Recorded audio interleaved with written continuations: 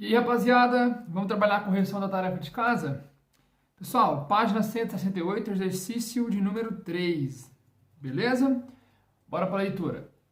Um caminhão-pipa deve transportar água da cidade A para a cidade Z.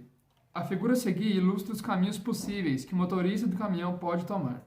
As setas indicam o sentido obrigatório do percurso. Os valores colocados próximos às setas especificam o custo de transporte, todos dados em uma mesma unidade monetária, para o trecho em questão. Marque a opção que indica o caminho de menor custo total de transporte de A para Z. Galera, então o importante aqui é você observar o sentido que cada seta está te orientando, tá? Por exemplo, se você vai pegar ali, sair de A e vai para C, chegando em C, ou você pode subir para a estrada B, ali no caso, ou então você pode continuar reto para a estrada Y. Você não pode, por exemplo, voltar para a cidade A, tá? Então, em cada ponto que você chega, você tem ali sentidos obrigatórios para você percorrer. Então, você não tem, assim, sentido livre, tá? Você não pode sair percorrendo por qualquer lugar. Ele fala ali que estão todos em uma mesma unidade monetária, só que ele não fala qual unidade monetária é essa, tá? Então, a gente não tem que se preocupar com isso. Esse tipo de exercício aqui, pessoal, você tem N possibilidades para você saber qual que é o mais caro, qual que é o mais barato. Então, para você não se perder, é interessante você ir lá nas alternativas, tá? E confrontar cada uma delas. Então, para você não ficar, tipo, catando milho, você já vai lá nas alternativas e a gente vai confrontar essas alternativas. O que for menor, a gente pega como resposta, tá? Então, a gente vai ali para a alternativa A. A alternativa A fala o seguinte, ó, que é mais barato a gente sair de A, ir para B, depois vai para Y, depois vai para Z. Então, vamos confrontar e vamos ver o que está acontecendo aqui, beleza? Se eu vou de A para B, lá no percurso tá o seguinte, ó, de A para B, vou pagar 3. Vou pagar 3 o quê? Então, o exercício não fala, né? É uma unidade monetária, só que o exercício não fala qual que é. Então, de A para B, a gente vai gastar 3. Vamos pôr em unidades, tá? 3 unidades. De B para Y, a gente vai gastar 1 unidade.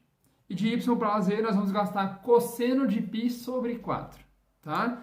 Nesse momento aí, nós não vamos, pessoal, substituir esse cosseno de π sobre 4, tá? Mais pra frente eu vou explicar para vocês o porquê. Se você quiser substituir, dá certo? Dá. Só que você vai fazer cálculo desnecessário. O π você sabe que é 180. 180 dividido por 4 é 45. Então ficaria ali, ó, 4 mais o cosseno de 45, que é raiz de 2 sobre 2. Aí você teria que tirar o MMC, dividir pelo de baixo, multiplicar pelo de cima. Você vai perder tempo em uma questão que não há necessidade. Beleza? Então aí, ó, a gente tem que, na alternativa A, nós vamos gastar 4 mais cosseno de π sobre 4 unidades. Vamos para B. A B fala o seguinte, ó, que a gente vai fazer o percurso de A para B, de B para X, de X para Z. Então vamos lá. De A para B a gente gasta 3, de B para X a gente gasta cosseno de π sobre 9 e de X para Z nós vamos gastar 1. Tá? O que eu posso fazer? Eu posso pegar aquele 3 e juntar com 1, tá? Então aqui, ó, 3 mais 1, 4. Então isso aqui quer dizer que é 4 mais cosseno de π sobre 9. Lembrando, não precisa, tá, pessoal? Não é interessante nesse exercício a gente substituir esse valor. O π ali é 180, né? 180 dividido por 9 daria 20. A gente não sabe qual que é o cosseno de 20. Manipulando equações a gente consegue descobrir. Só que lembrando, não há necessidade. Alternativa C fala o seguinte, que o melhor percurso é de A para C, de C para B, de B para Y e Y para Z. Então, de A para C, a gente gasta 1 unidade, de C para B, 1 unidade, de B para Y, 1 unidade, e de Y para Z, a gente gasta cosseno de π sobre 4. O que a gente pode fazer? A gente pode pegar esse 1 mais 1 mais 1, resultando em 3. Então, a alternativa C fala que é 3 mais cosseno de π sobre 4, tá? Guarda aí. Alternativa D, de A para C, de C para B, de B para X e de X para Z. Então, a gente tem de A para C, 1, de C para B, 1, de B para X, cosseno de π sobre 9. De X para Z, a gente tem 1. Novamente, fazendo 1 mais 1 mais 1, a gente tem 3 mais o cosseno de π sobre 9. Tranquilo? Por fim, a gente tem ali, ó, de A para C, C para Y, Y para Z. Nós vamos ter de A para C, 1, de C para Y, 4 vezes o seno de π sobre 4. Tá? E de Y para C, nós vamos ter o cosseno de π sobre 4. Então, a gente vai fazer o quê, pessoal? Sem cálculo, a gente vai pegando aqui as alternativas, fazendo uma análise e descartando as que são as maiores.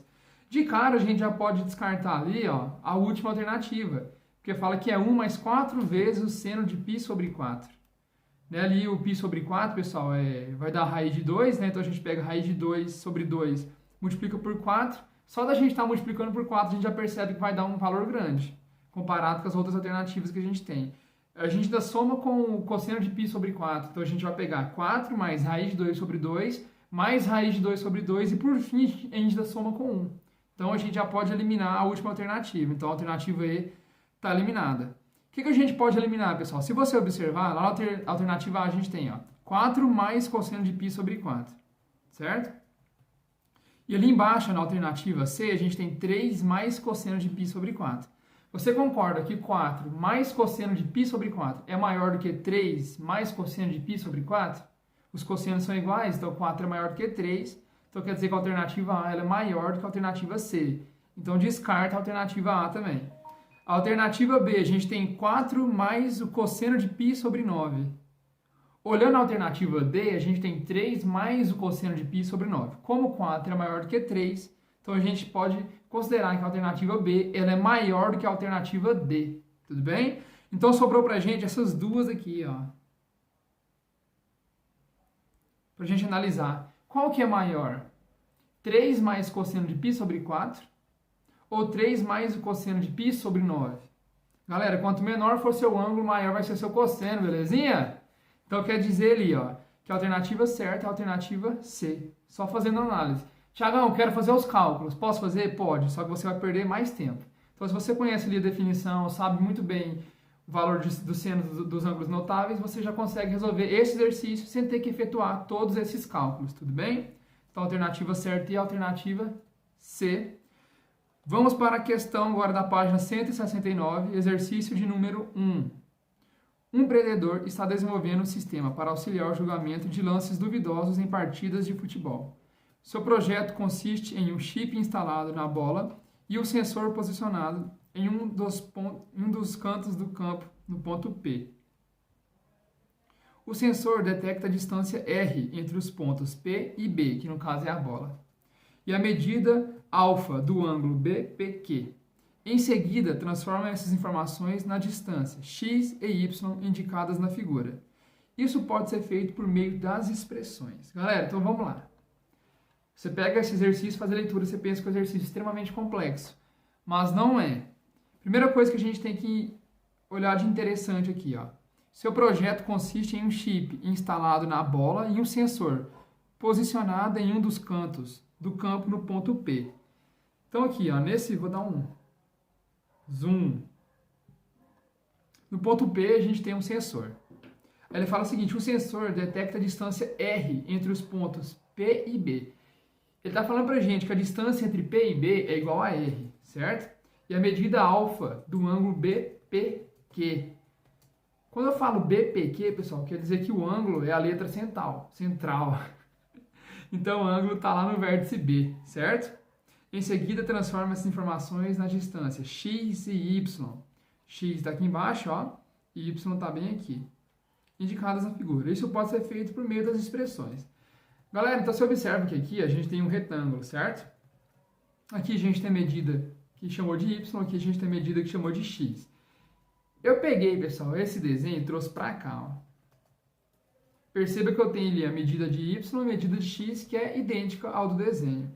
Olha que interessante, pessoal. O que ele fala? O sensor detecta a distância R entre os pontos P e B. Ponto P está bem aqui, ó, e o B está ali em cima. Galera, você tem que lembrar que a menor distância entre dois pontos é uma reta. Então, se eu venho aqui, ó, vamos lá, deixa eu pegar uma retinha. Pegar uma reta e unir os pontos P e B, eu vou ter isso aqui, ó.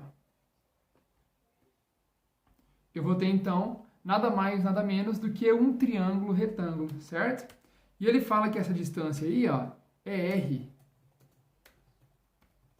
Deixa eu aumentar aqui para ficar bom para a gente ver. Então, levando lá para a geometria plana, pessoal, o que a gente tem? Nós temos ali um triângulo retângulo, certo? Onde a hipotenusa mede R. O cateto adjacente ao ângulo alfa.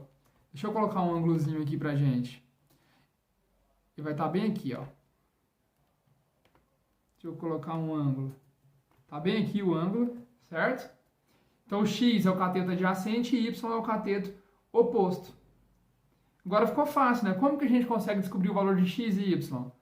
Aplicando ali as relações trigonométricas, tá? Vamos partir aqui primeiro com o x, ó. Se a gente for analisar esse segmento, ele é o cateto adjacente, certo? Ali, ó, eu tenho a minha hipotenusa, que ela mede r. Então a gente pode utilizar o cosseno. O cosseno de um ângulo qualquer, que no caso eu chamei de θ, ele é o cateto adjacente dividido pela hipotenusa. O meu cateto adjacente aqui mede x e a minha hipotenusa mede r. Então o cosseno de θ é igual a x dividido por r. Como eu quero descobrir qual que é o valor de x, eu tenho que isolar ele. Aí a gente pega esse r que está aqui embaixo dividindo, joga para o outro lado multiplicando. Então quer dizer que r vezes o cosseno de θ é igual a x. Então a gente já descobriu como que encontra o valor de x, tá? O x é r vezes o cosseno de θ, onde r é a distância entre o ponto e a bola e cosseno de θ é o ângulo formado entre P e B. E para terminar ali a gente tem o que? Quero descobrir o y. Eu poderia utilizar a tangente aqui? Poderia utilizar a tangente também.